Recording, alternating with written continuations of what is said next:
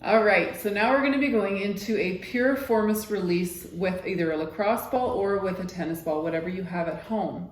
So piriformis is kind of the main muscle that we're going to be talking about, but knowing that I'm going into other structures as well, we have the deep six there too.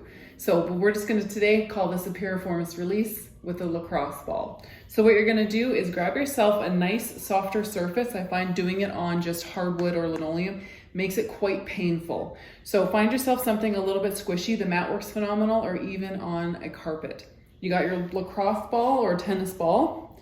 You're going to situate it, so you're going to find your hip bone here, and you're going to go just medial to that, so more inside to that.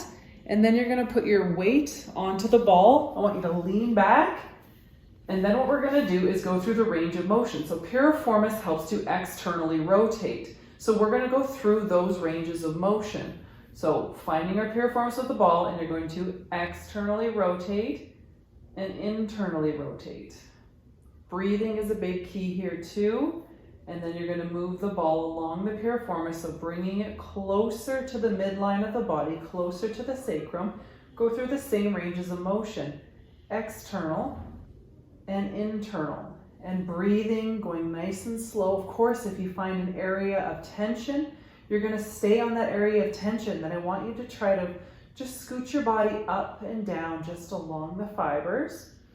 And then again, we're going to internally and externally rotate, making sure we're breathing. And then you're going to move the ball closer towards the sacrum. Same thing, external, internal, finding areas of tension. External, internal movements.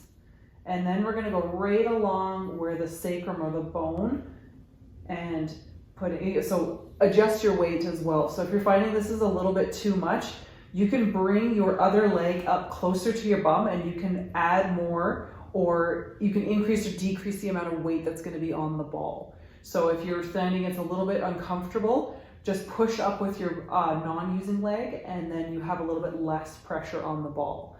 If you'd like more, obviously you can use it so you're putting all your weight on top of the ball. And then again, internal, external.